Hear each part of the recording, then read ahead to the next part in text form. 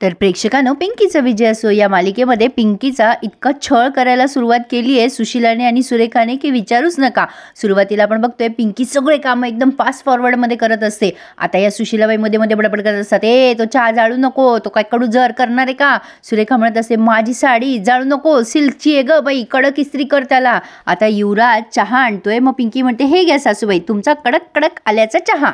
आणि सुरेखाला सुद्धा तिची साडी इस्त्री करून देते। मग सुशिलाबाई म्हणतात, काय गये, इथे तर तू माझी फसवणूक केली, मी तुला चहा द्यायला सांगितला होता, युवराजने का दिला चहा मला। त्यावर पिंकी म्हणते, माय डिअर सासूबाई, तुम्ही मला चहा बनवायला सांगितला, मी तुमच्या डोळ्यात देखत तो बनवला, हां, पण तुम्ही कुठे सांगितलं मला की धनींची थोडी पण हेल्प घेऊ नको असं म्हणलात का तुम्ही। या बरं तो गरम गरम चहा, आणि कसं झालं ते सांगा मला, थंड होऊन जाईल सासूबाई। सुशिलाबाई रागाने बघत असतात पिंकीकडे, पण युवराजचं मात्र डोकं उठलंय या सगळ्यांमुळे आणि आता तो तिथून निघून जातो। पण आता या गोष्टीचा फायदा मात्र या सगळ्यांनी घेतलाय, सुरेखा आणि सुशिलानी स्पेशली। आता सुशिलाबाई युवराज गेल्या गेल्या म्हणतात, ए दीडशाने, तुला मी म्हणलं होतं की मला चहा आणून दे, तू मला अक्कल शिकवते काय, तू तुझ्या धनीची मदत घेतली आणि आता शब्दाची फिरवा फिरवी करून माझी फसवणूक करते काय। आता या गुन्ह्याची शिक्षा तुला व्हायलाच पाहिजे। आता पिंकी खूप घाबरते प्रेक्षकांनो। पिंकीच्या तेव्हाच लक्षात येतं की सुशिलाबाई तिच्या अंगावर चहा सांडणार आहे।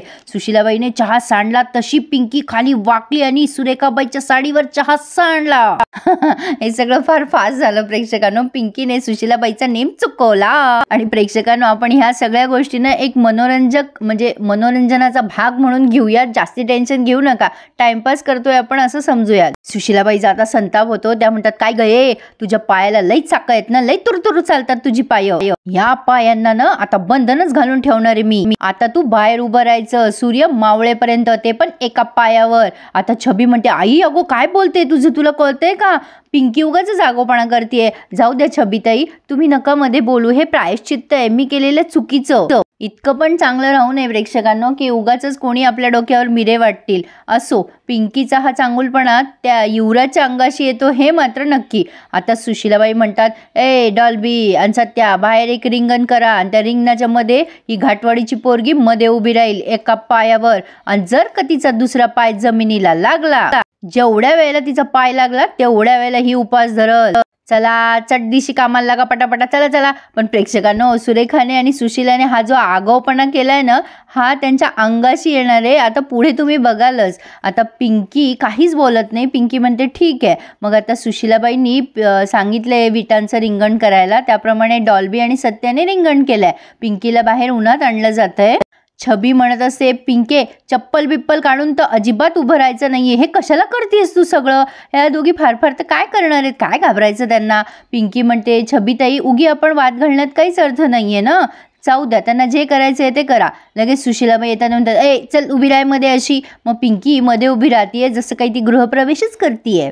प्रेक्षकांनो, मी तुम्हाला परत परत सांगेल की मालिका आहे आणि ह्या सगळ्या काल्पनिक असतात, त्याचा वास्तवाशी काहीही संबंध नाही, त्यामुळे आपण मनोरंजनाचा भाग म्हणून घेऊयात। आता हा डॉल्बी युवराजला फोन करत असतो, तर सुशिलाबाई त्याचा फोन हिसकून घेतात, म्हणतात काही गरज नाही युवराजला फोन करायची। डॉल्बी म्हणतो, असं कसं, युवराज दादाला कळू देत ना तुम्ही काय करतायत घरी, आई माझा फोन दे। पण आता सुशिलाबाई काही फोन देत नसतात। पिंकी म्हणते, डॉल्बी भाऊजी, धनींना यातलं काहीच कळू देऊ नका। पिंकीसाठी छबीचा, डॉल्बीचा, सत्याचा सगळ्यांचा जीव थोडा थोडा होतोय। सुशिलाबाई म्हणत असतात, काही गरज नाही युवराजला बोलवायची, तुम्ही आहे ना तिच्यासाठी आसव गाळायला इथे, आणि ते काय करतायत, तिला शिक्षा दिली मी, चला व्हा घरामध्ये सगळेजण, तिला शिक्षा केलेली आहे, तुम्ही इथे काही गरज नाही थांबायची, ऐकून आलं का तुम्हाला सगळ्यांना, चला व्हा घरात। चित्रा पण घरात जात असते, तेव्हा सुशिलाबाई म्हणतात, ए तू कुठे चालली, इथे लक्ष ठेव तिच्यावर, बरोबर लक्ष ठेवायचं, तिचा पाय जरा बी खाली पडता कामा नये। चित्रा म्हणते, अहो थांबा ना आईसाहेब, मी जाऊन सनस्क्रीन लावून येते ना, माझी स्किन काळी पडेल ना। सुशिलाबाई म्हणतात, अजिबात नाही, हलायचं नाही इथून। चित्रा मंदच आहे, आता ती लगेच पिंकीकडे येते आणि म्हणते, बघ हे समजा तुझ्यामुळे झालंय, तुझ्यामुळे उन्हाची चटके बसणार मला, माझी स्किन काळी होऊन जाईल, आता मी माझ्या ब्युटी पार्लरचा सगळा खर्च तुझ्याकडून घेणार आहे। चित्राला काही जागा सापडे ना कुठे बसावं, आता खूप ऊन असतं आणि पिंकी आता म्हणजे तिचे पाय डगमगायला लागतात। चित्राला पण मस्तपैकी झोप लागते बरं का, अख्ख्या उन्हामध्ये झोप लागते तिला, कमाल आहे नाही। असो, आता निरी, छबी, सत्या सगळेचे सगळे आले, कोणी पिंकीला ज्यूस देते. सत्या पिंकीच्या डोक्यावर असा रुमाल धरतोय. आता निरीने काहीतरी खायला आणलंय, मोसंबी वगैरे, हे सगळी पिंकीची काळजी घेत आहे. चित्राचा डोळा लागलेला असतो तोपर्यंत हे सगळे पिंकीला ज्यूस बीस पाजून घेतात. पण लगेच आता ही चित्रा उठते आणि चोमडेपणा करून त्या सुरेखाला बाहेर घेऊन येते. मग लगेच सुरेखा म्हणते, काय रे पोरांनो, काय करताय तुम्ही तिच्या अवतीभोवती? बिलकुल तिच्या सोबत थांबायचं नाही, चला घरामध्ये. ऐकून येत का तुम्हाला? पिंकी हळूच छबीला म्हणत असते, जा तुम्ही छबीताई, जा ना प्लीज. आता छबी निघून जाते. इकडे संग्रामने एका माणसाला बोलवलंय. सुरेखा चित्राला ओरडते, नीट लक्ष ठेव ग, लक्ष कुठे असतं तुझं? चित्रा बिचारी तनतन करतीये.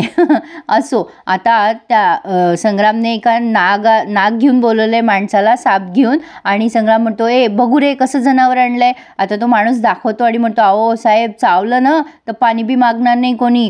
आता संग्राम म्हणतो, हां हे बेस्ट केलं, चल चल आता गाडीत बैस, बंद कर. आता कसं याला बघून सगळे घाबरले पाहिजे, बंद कर त्याचं झाकण आणि चल पटकन गाडीत बस. आता तो माणूस संग्राम बरोबर गाडीत बसलाय. आता इकडे ही सुरेखा म्हणत असते, पाय तायडे, केवढी शिक्षा दिली तू तिला, पण तिचा काही नाहीये त्या पिंकीला. मस्त मजेत आहे, तुझे पोरं तिच्या मागे पुढे करताय, तिच्या सेवेला लागले, जसं काही ती पिंकी पिकनिकला चालली आहे तिथे. शिक्षा कशाची भोगते ती? आता लगेच सुशीलाबाई म्हणतात, काय करू माझ्या पोरांचं, मला कळत नाही, सारखी तिच्या मागे मागे करत असतात. काय गारूड घालून ठेवलंय त्या पोरीनं, मला तर काही कळत नाही. तेव्हा लगेच सुरेखा म्हणते, राग नको मानू तायडे, पण डोळे वटरून आणि आवाज मोठे करून ती पोरगी काही तुला ऐकणार नाही बघ. अगं ती आधीपासूनच माजलेली आहे, ही शिक्षा करून काही उपयोग नाहीये. सुशीलाबाई म्हणतात, म्हणजे? सुरेखा म्हणते, अगं म्हणजे काय, तू याच्या आधी पण पुष्कळ शिक्षा दिल्या आणि तिला कठोर, काही झालं का? सगळ्यातून बरोबर वाचून घेतलंय तिनं स्वतःला. सुशीलाबाई म्हणतात, अगं तुझं बरोबर आहे, पण काय करू मी त्या पोरीचं, मला कळत नाहीये. सुरेखा म्हणते, तायडे कशाला एवढं टेन्शन घेतेस तू? अगं तिला न खल्लासच करून टाकू कायमचं. सुशीलाबाई म्हणतात, हे बाई काय बोलते तू? सुरेखा म्हणते, अगं तायडे तू कशाला घाबरतीये, तुला कुठं मारायचं म्हणतीये मी? अगं या देशामध्ये लई अपघात होतात, जातात माणसं वर. आता सुशीलाबाई खूप घाबरतात. सुरेखा म्हणते, तायडे तू नको काळजी करू, मी केली आहे ना समधी सुरुवात. ती पिंकी सूर्य मावळ्याच्या आधी काळी निळी पडती का नाही बघच तू. पण प्रेक्षकांनो, सुशीलाबाई आधीच पांढऱ्या पडल्यात या सुरेखाच्या म्हणजे काय म्हणतात त्याला, घातक अशा विचारांनी. तर आता पुढे आपण बघतोय, संग्राम त्या माणसाला घेऊन आलाय आणि म्हणतोय, एक काम झालं पाहिजे, मी आता तिकडे जातो आणि मग तू दबक्या पावलाने आतमध्ये ये. संग्राम आता पिंकी उभी आहे तिथे जाऊन उभा राहतो आणि मग तो माणूस हळूहळू मागून येतोय त्या सापाला सोडायला. आणि मी तुम्हाला इथे सांगू इच्छिते प्रेक्षकांनो, इथे जो त्यांनी साप दाखवलाय ना, तो कॉम्प्युटर ग्राफिक्सने तयार केलाय, म्हणजे तो खोटा आहे, पण आपल्याला खरं वाटेल असं दाखवलाय. असो, आता चित्रा डोक्यावर पदर घेऊन उभी असते. मग संग्राम म्हणतो, काय हो बिग टॉल जाऊबाई, तुम्ही काय लिटिल जाऊबाईला सावली देताय का? लगेच चित्रा म्हणते, अगं बाई म्हणजे लक्षातच आलं. संग्राम म्हणतो, नाही नाही बरोबर आहे, तसंही देवाने सगळ्या हुशारच मुलांना जन्माला घातलं तर कसं चालणार आहे नाही? चित्रा म्हणते, काय बोललेत तुम्ही? संग्राम म्हणतो, काही नाही बोललो मी, तुम्ही आतमध्ये जा, लिंबाचं सरबत घ्या, जरा टॅन व्हा. अहो किती ऊन आहे चित्रा वहिनी, तुमची स्किन खराब होईल ना. चित्रा म्हणते, हो हो हो बरोबर बोलताय तुम्ही भाऊजी, मी जाते आत, तुम्ही हिच्याकडे लक्ष ठेवा. आता चित्रा आत जात नाही की लगेच संग्राम पिंकीला म्हणतो, काय हो सरपंच पिंकी धोंडे पाटील, उतरला नाही का माज, निघाली नाही का सगळी अक्कड तुमची? स्वतःला खूप शाणी समजतेस ना, बघ काय होऊन बसले तुझ्या बाबतीत. पिंकी एका पायावर उभी राहत असते. संग्राम म्हणत असतो, अरे अरे अरे चटके बसताय का, भाजत असेल पाय तुझा. पण आता इकडे तो जो गारुडी आणलाय ना, तो तिकडनं सापाला सोडत असतो. संग्राम मुद्दाम पिंकीला बोलण्यात बिझी ठेवतोय. संग्राम म्हणतो पिंकीला, अगं पिंकी, संसारामध्ये चटके भोगावेच लागतात ना, कोणीतरी म्हटलंच आहे. तुझा नवरा कुठे गेलाय, तो वाचवायला नाही येणार का तुला? भलता डरकाळ्या फोडत होता ना तो. आता इकडे सुरेखा सुशीलाला सांगत असते, एव्हाना संग्राम त्याच्या माणसाला घेऊन पोहोचला बी असल, त्याच्या माणसानं साप सोडला बी असल आणि इकडे आपल्याला असं दाखवत आहे की खरंच त्या माणसाने साप सोडलाय म्हणून. सुरेखा म्हणते, एकदा का साप रिंगणात गेला आणि टसला की मग खेळ खल्लास, आणि मोठ्याने चेटकिणीसारखी हसायला लागते हा करून. मला तर प्रेक्षकांनो ही मालिका बघताना छोटा भीम पाहिल्यासारखं वाटतं. तुम्हाला वाटतं का? मला नक्की कमेंट करून कळवा. असो, आपण एक मस्त एंटरटेनमेंट करून घेऊया स्वतःचं. आता संग्राम आलाय सुरेखाला सांगायला, आई काम झालंय. सुरेखा अजून मोठ्याने हसते चेटकिणीसारखी. आता तेवढ्या तिथे पिंकीला भास झालाय प्रेक्षकांनो की युवराज आलाय तिच्यासाठी छत्री घेऊन. पिंकी त्याला म्हणते, लव यू धनी. मग युवराज सुद्धा एका पायावर उभा राहतो आणि म्हणतो, हो हो मी पण प्रेम करतो तुमच्यावर, पण तुम्ही हे जे काही हट्ट करता ना त्यामुळे मला असं वाटतं की आता पिंकी म्हणते काय करता हो धनी असं, आणि दोघंही नवरा बायको हसत हसत एका पायावर शिक्षा भोगतायत असा पिंकीला भास होतो. म्हणजे प्रेक्षकांनो, युवराजला काही माहिती नाहीये सध्या की पिंकीला ही अशी शिक्षा झाली आहे. आता तेवढ्यात पिंकीला तो साप दिसतो आणि तो साप फुसफुस करून पिंकीच्या रिंगणात येतो. पिंकी आता खूप घाबरते, पण न हलता डुलता तिथेच स्तब्धपणे उभी राहते. साप असा पिंकीच्या समोर येऊन उभा आहे आणि फुसफुस करतोय. तर प्रेक्षकांनो, इथेच त्यांनी हा रिव्ह्यू पूर्ण केलाय. तर पुढे आपण बघतोय सुशीलाबाई आणि सुरेखा दोघी असं दाखवत आहे की काही झालंच नाही. लगेच सुशीलाबाई म्हणतात चला चला स्वयंपाकाच्या तयारीला लागा, भुका लागल्या असतील ना आता. पण आता पिंकी विचार करते, एरवी या दोघी कचा भांडतायत, पण आता कसं काय एकमेकींच्या मताप्रमाणे चालल्यात. तेवढ्यात युवराज आल्यावर पिंकीला चक्कर येते आणि ताप येतो. युवराज म्हणतो कसं काय ताप आलाय कारभारणीला, काय चाललंय इथे. आता मला कळलंच पाहिजे, आता सगळ्या मर्यादानं संपल्यात माझ्या. आता युवराज आहे ना, तो सुशीलाला आणि सुरेखाला त्याचा इंगा चांगलाच दाखवणार आहे. तर मजा येणार आहे बघायला. बघूया. तर प्रेक्षकांनो, पिंकीचा विजय असो या मालिकेचा रिव्ह्यू मी तुम्हाला छान गमतीदार पद्धतीने आणि मनोरंजक करून सांगते. त्यासाठी प्लीज माझ्या चॅनलला सबस्क्राईब करायला आणि माझ्या ह्या रिव्ह्यूला प्लीज लाईक करायला विसरत जाऊ नका. धन्यवाद.